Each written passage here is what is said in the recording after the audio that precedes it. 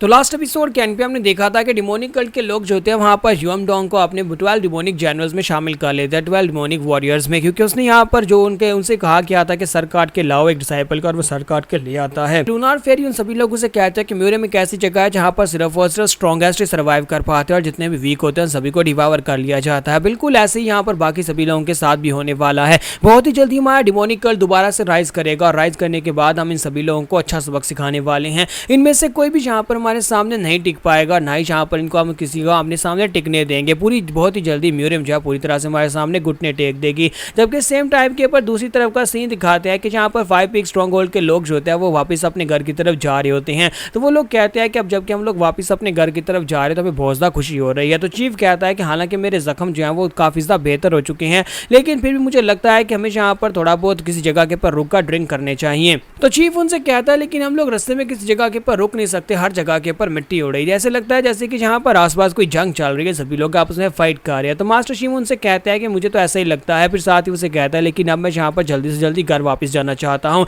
ताकि 5 peak strong hold में जाकर अपने कॉटेज में जाकर बड़े आराम से सो जाऊँ, क्योंकि अब हमें यहाँ पर ज़्यादा कुछ करना नहीं पड़ेगा। तो ये बात सुनने के बाद वो लोग उसे कहते हैं कि तुम्हारा कौन सा घर और तुम्हारा कौन सा स्ट्रॉन्ग होल्ड। सेकंड ब्रदर उसे कहता है कि तुम तो वही हो ना जो कि यहाँ पर लास्ट टाइम सबसे पहले भाग कर गए थे जब हमारे पर अटैक हुआ था। क्या तुम्हें नहीं लगता कि तुम्हें यहाँ पर हमारे 5 पीक स्ट्रॉन्ग होल्ड को अपना घर नहीं कहना चाहिए? वो लोग वहां पर उसका मजाक उड़ा रहे होते हैं। तो मास्टर शिम उनसे कहते हैं कि बस भी करो कि तुम लोग कब तक मेरा मजाक उड़ाते रहोगे। तुम सभी को पता है कि मैंने 5 पीक स्ट्रॉन्ग होल्ड के लिए तुम्हारा कितना साथ दिया है। इस मिशन के दौरान मैं तुम सभी लोगों के साथ रहा और तुम सभी लोग मेरे बिना तो तुम लोग कुछ भी नहीं कर सकते थे। इसलिए आज के बाद से मैं भी 5 पीक स्ट्रॉन्ग होल्ड का ही एक मेंबर हूं और तुम्हें भी यहाँ पर मुझे अपना फैमिली मेंबर मानना चाहिए। तब किसी के साथ ही वहां पर दिखाते हैं कि 2 सोल्जर्स अपनी तलवारें लेकर पहुंच जाते हैं और आकर मास्टर शिम के गले के ऊपर रख लेते हैं और कहते हैं कि हिलना मत वरना तुम्हारी गर्दन काट देंगे, तुम यहाँ पर से बिल्कुल भी भागकर नहीं जा पाओगे। हमें पता है कि तुम कौन हो, तुम हीनान के 3 ग्रेटेस्ट क्रिमिनल्स में से एक हो, गुमिल, नॉर्दर्न स्वर्ड, शिम जैंगैक। हम तुम्हारे बारे में अच्छी तरह से जानते हैं। तो बाकी के सभी मेंबर्स भी वहीं पर रुक जाते हैं और कहते हैं कि अब ये लोग कौन है, उन्होंने आकर इसे क्यों पकड़ लिया है। तो वो दोनों ही जस्टिस अलायंस से होते हैं और दोनों ने आकर उसे इसलिए पकड़ा होता है क्योंकि वो एक क्रिमिनल होता है। उस पास में वो एक क्रिमिनल ही था और हालांकि अभी भी वो क्रिमिनल है क्योंकि एक बैंडिट तो है। तो हमारा जोका जो होता है वो कहता है कि अब यहाँ पर ये क्या हो रहा है, ये लोग यहाँ पर क्या चाहते हैं। तो मास्टर शिम जो होते हैं वो बेचारा वहाँ पर चुपचाप खड़ा होता है, सोच रहा होता है कि अब मैं यहाँ पर क्या करूँ, इन लोगों ने तो आकर मुझे पकड़ लिया और ये लोग मेरा साथ भी नहीं देंगे क्योंकि ये सभी लोग मुझे अपनी फैमिली का हिस्सा नहीं मानते। तो मास्टर जोका कहता है कि अब यहाँ पर क्या हो रहा है मास्टर शिम, तुम यहाँ पर क्या मुश्किल क्रिएट करने वाले हो। जबकि एक सोल्जर उनसे कहता है कि तुम सभी लोग यहाँ पर मुझे देखने में तो ऑर्थोडॉक्स म्यूरियम से लगते हो, यानी कि तुम लोग किसी राइट के सेक्टर के लोग ही लगते हो। क्या तुम्हें हमारे बारे में नहीं पता? हम लोग ऑर्थोडॉक्स अलायंस से, हम लोग जस्टिस अलायंस से हैं और हम लोग यहाँ पर इसको पकड़ने के लिए आए। हम लोग यहीं पर से गुजर कर जा रहे थे तो हमें हमारी नज़र इसके ऊपर पड़ी। पिछले कई सालों से इस क्रिमिनल को हम लोग ढूंढ रहे हैं और फाइनली यहाँ पर यह क्रिमिनल हमारे हत्थे चढ़ चुका है और इस क्रिमिनल को हम लोग यहाँ पर से लेकर जाएंगे ताकि इसे जाकर जेल में बंद किया जा सके। तो इसी के साथ चीफ आगे बढ़ते हैं और कहते हैं कि ये क्या आप यहाँ पर ये क्या कर रहे हैं, पहले हमें अपने आप को इंट्रोड्यूस तो करवाने दे। हम लोग फ्लाइंग ड्रैगन सेक्टर से हैं जो कि हीनान की तरफ आगे बढ़ रहे हैं और आप लोगों ने जिस बंदे को यहाँ पर पकड़ा है वो कोई क्रिमिनल नहीं है, ये कोई क्रिमिनल नहीं है बल्कि ये तो हमारा कीपर है, ये हमारा एरेंड बॉय है जिसका नाम बैंग टोंग है। हम लोग बस इसे यहाँ पर अपने आसपास के काम देते रहते हैं जैसे कि छोटे मोटे काम, बैग उठाने के और ये वो चीज़ें लाने के। इसका नाम बैंग टोंग है। तो चीफ जो होते हैं वहाँ पर उसे कहते हैं कि क्या मैं सच कह रहा हूँ ना बैंग टोंग? तो बैंग टोंग कहता है हाँ मेरा नाम बैंग टोंग है और मैं फ्लाइंग ड्रैगन सेक्टर से हूँ। तो ये बात सुनने के बाद वो लोग कहते हैं कि फ्लाइंग ड्रैगन सेक्टर का नाम हमने पहले कभी नहीं सुना, आज ये फ्लाइंग ड्रैगन सेक्टर कहाँ पर है? फिर साथ ही वो कहता है लेकिन देखो तो जरा इन सभी की बॉडी के अंदर से कितनी प्योर एनर्जी निकल रही है। इस बात का मतलब ये बात तो साफ है कि ये लोग राइटियस सेक्टर से हैं, ये लोग कोई डिमोनिक सेक्टर से तो बिल्कुल भी नहीं है, या फिर अनऑर्थोडॉक्स सेक्टर से बिल्कुल भी नहीं है। और खास तौर पर इस रेड बालू वाले लड़के की बॉडी के अंदर से तो कुछ ज्यादा ही प्योर एनर्जी निकल रही है। और साथ ही वो कहता है कि चाहे हम लोग इस बुढ़े आदमी को जितनी बार भी देख लें, ये बुढ़ा आदमी वही है, जो मास्टर शिम जैंगैक की है।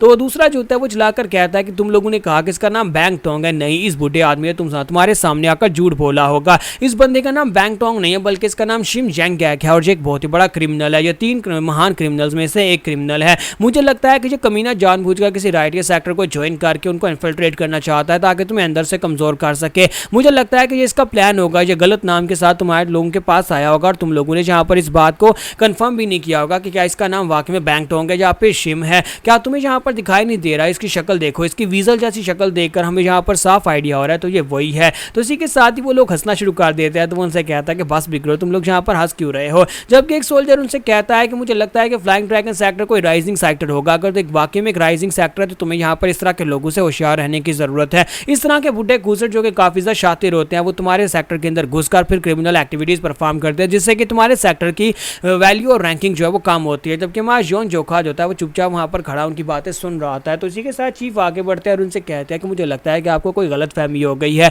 हम कह रहे हैं ना कि ये हमारे सेक्टर का एरेंड बॉय है, इसका नाम बैंग टोंग है। क्या आपको हमारी बात की समझ नहीं आ रही। तो सेकंड ब्रदर भी उनसे कहता है कि हाँ, आप लोग यहाँ पर बस अपने पास से बातें बना रहे हैं, इसकी शक्ल उसके साथ मिलती जुलती होगी लेकिन इसका नाम बैंग टोंग है। तो लड़कियां भी यहाँ पर इस बात को कंफर्म करने के लिए उनसे कहती हैं। तो मास्टर शिम जो होते हैं वो सोच रहे होता है कि सारे बच्चे यहाँ पर मुझे बचाने की कोशिश कर रहे हैं, और साथ ही उनसे कहता है कि देखो तो जरा यहाँ पर ये किस तरह की बातें कर रहे हैं, लेकिन खैर यहाँ पर ये मुझे बचाने के लिए कर रहे हैं तो अच्छी बात है। और इसी के साथ ही मास्टर शिम के हाथ के ऊपर एक जख्म का निशान होता है। तो एक लड़का जो होता है वो उसको पहचान लेता है और कहता है कि इसके हाथ के ऊपर देखो, इसकी कलाई के ऊपर एक जख्म का निशान है। लास्ट टाइम मेरी इसके साथ फाइट हुई थी, उस वक्त मैंने इसके ऊपर अटैक किया था, उसका बाजू जख्मी हो गया था। ये वही जख्म का निशान है जो मेरी तलवार से बना था। तो मास्टर शिम कहता है कि मेरी तो वाट लगने वाली है, अब तो मैं बिल्कुल भी यहाँ पर से बच नहीं पाऊंगा। जबकि मास्टर शिम अभी यहाँ पर यही सोच रहे होते हैं तो उसके दूसरा कैप्टन जो होता है, यानी जो स्क्वाड का कैप्टन होता है, वो कहता है कि मुझे नहीं लगता कि अब तुम लोग यहाँ पर इसको और बचा पाओगे, तुम लोग यहाँ पर बेवकूफ बन रहे हो, ये बैंग टोंग नहीं है, इसलिए तुम लोग उसे झूठ बोला होगा, हम लोग आज इसे अपने साथ पकड़कर लेकर जाएंगे। तो मास्टर शिम बेचारा काफी सा घबरा जाता है और कहता है कि लगता है कि मेरी किस्मत मेरा साथ छोड़ गई है, मुझे लगा था कि मैं 5 पीक स्ट्रॉन्ग होल्ड के ऊपर जाकर बस जाऊंगा और अपनी बाकी की सारी जिंदगी आराम से वहां पर गुजार सकता हूं,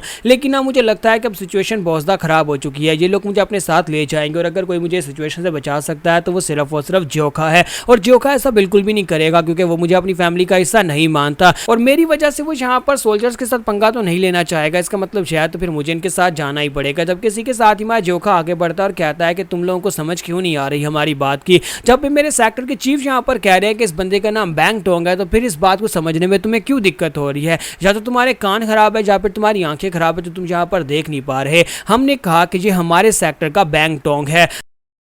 तो इस बात से मास्टर शिम भी काफ़ी ज़्यादा हैरान होते हैं। जबकि एक सोल्जर जो होता है वो उसे कहता है कि हमारे पास और कोई रास्ता नहीं है, अगर तुम यहाँ पर बार बार इसे बैंग टोंग कहोगे तो फिर हम लोग तुम्हें भी इसका साथ ही मानेंगे और तुम्हें भी अपने साथ लेकर जाएंगे, तुम्हें भी इंटेरोगेशन के लिए लेकर जाएंगे, क्योंकि वैसे भी हमने तुम्हारे फ्लाइंग ड्रैगन सेक्टर का नाम भी कभी नहीं सुना। तो हमारा जॉन उसे कहता है तो तुम्हें लगता है कि तुम यहाँ पर हमारे ऊपर इल्ज़ाम लगा सकते हो कि तुम हमें यहाँ पर से पकड़ कर लेकर जाओगे। तो बाकी ये सभी लोग जो होते हैं हमारे जोखा को शांत करवाने की कोशिश कर रहे होते हैं कि अगर यहाँ पर जो गुस्सा हो गया तो फिर यहाँ पर जस्टिस अलायंस के ये दोनों लोग बुरी तरह से मार खाने वाले हैं। तो मां जोखा वाकई में गुस्सा आ जाता है और कहता है कि हम लोग बार बार तुम्हें एक बात कह रहे हैं कि इसका नाम बैंग टोंग है और ये हमारा साथी है और ऊपर से तुम लोग बार बार हमारे सामने बहस किए जा रहे हो कि ये मास्टर शिम है। क्या तुम्हारा दिमाग खराब है? और ऊपर से अब तुम यहाँ पर हमारे ऊपर इल्जाम लगा रहे हो कि हम लोग क्रिमिनल्स हैं। क्या तुम्हें लगता है कि हम लोग क्रिमिनल्स हैं? क्या तुम्हें लगता है कि हमारे जैसे फ्लाइंग ड्रैगन सेक्टर के महान सेक्टर के लोगों को इस तरह से तुम लोग बली कर सकते हो? और साथ ही मां जोखा वहां पर अपनी पावर्स को रिलीज करता है। जब वो अपनी पावर्स को रिलीज करता है तो वहां पर जोखा की एनर्जी रिलीज होती है, उसकी अपना एक इमिटेशन वाला इमेज रिलीज होता है जिसके हाथ में तलवार होती है और वो तलवार लेकर बड़ी तेजी के साथ उनकी तरफ आगे बढ़ता है।